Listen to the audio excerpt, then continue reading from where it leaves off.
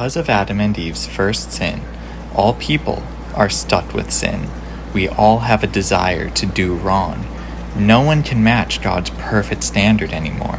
We are all doomed to live an eternity of pain and separation from God. But God has a plan.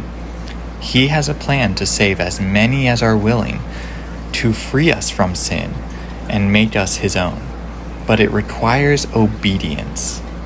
After the flood, the children of Noah had children, and their children had children, and they started to journey and do as God said, to spread across the world.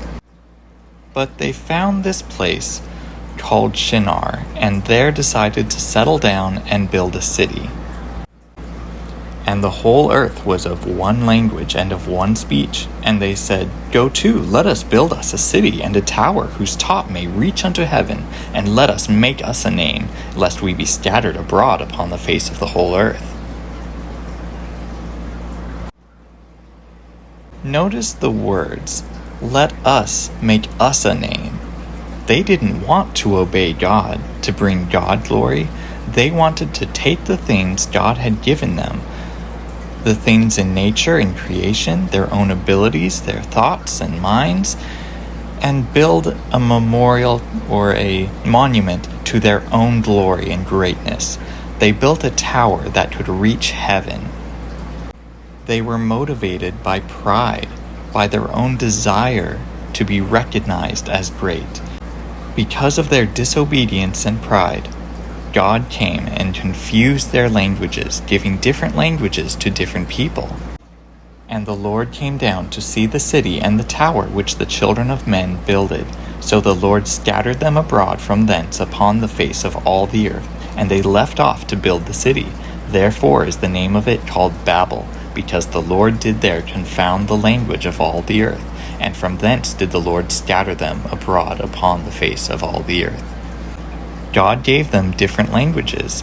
They couldn't communicate, so the building had to stop. They decided since they couldn't talk to each other, they would form groups and scatter across the world to make homes for themselves, to build a culture and a life in different parts of the world. Sometime after this event, God was still going to continue with His plan to save all humans. And He needed someone to follow His instructions, just like Noah. Now, not everyone followed God. Some of them worshipped idols, little statues of wood or stone. But there was a man, Abram, who served God faithfully in his little home. And God chose him to be the father of a nation. As far as the Bible has told us, Abram wasn't a king or a governor. He was just a man following God in the areas he was able to. Now the Lord had said unto Abram, Get thee out of thy country, and from thy kindred, and from thy father's house, unto a land that I will show thee. So Abram departed as the Lord had spoken unto him, and Lot went with him, and Abram was 75 years old when he departed out of Haran. But God told Abram to leave, to take his things, and pack up and leave to a land that He would show him. And Abram obeyed immediately. He took his wife, he took his things, his cattle, and he brought his nephew Lot. And they traveled to a land they did not know, to follow and obey God. Following God does not mean we will never face struggles, but it does mean that it will be better for us to follow God's way rather than our own. Abram entered the land of Canaan, the land God brought him to. But he found a famine in the land, a lack of food. Crops weren't growing.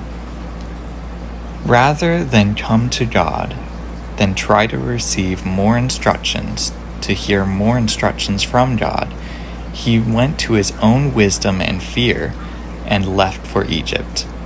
He spoke with his wife, Sarai, and told her to say to the Egyptians that she was merely his sister, not his wife. That way, if they found her beautiful, they would not murder him to marry her. Therefore it shall come to pass, when the Egyptians shall see thee, that they shall say, This is his wife, and they will kill me, but they will save thee alive. Say, I pray thee, thou art my sister, that it may be well with me for thy sake, and my soul shall live because of thee." When they came into Egypt, the Egyptians did find Sarai beautiful, and they told the Pharaoh about her, and that she wasn't married. So the Pharaoh called Abram and Sarai to his place, and requested that Sarai be his wife, and he gave Abram gifts of gold and servants. And rather than tell the truth or come to God, Abram allows the Pharaoh to take his wife. Now, at this point, God stepped in, and he brought plagues into Pharaoh's house, because God wasn't going to allow Sarai to be taken by the Egyptians. She was supposed to be with Abram. That was his plan. And so he sent plagues into the Pharaoh's house. And the Pharaoh called Abram back to him. And Pharaoh called Abram and said, "What is this that thou hast done unto me? Why didst thou not tell me that she was thy wife? Why saidst thou, She is my sister, so I might have taken her to me to wife? Now therefore, behold, thy wife, take her and go thy way." The Pharaoh was naturally upset. He had suffered because he was told a lie. But he let Abram go with all the treasures and gifts he had given him. And Abram left Egypt with Sarai and Lot and his possessions, and went back to Canaan, where God had originally brought him. At the Tower of Babel, the people were consumed by pride. They let their desire to be great lead their decisions. Abram was faithful to God, but then he started to doubt and fear. He relied on his own wisdom rather than God's. He tried to solve the problem himself. He lied, and he probably lost the trust of the Pharaoh, who could have been an ally for him. But rather than trust God, he trusted his own wisdom. In both cases, it is best to trust God. If we rely on our own pride to bring ourselves glory, it will fail. If we rely on our fear, on our wisdom, we will fail. We need God's blessing to succeed, and we can only get that when we are following Him and trusting Him. He has given us instructions in His Word, in the Bible. Let us follow and trust Him, and things will go well for us. Maybe not all the time, but God will take care of us.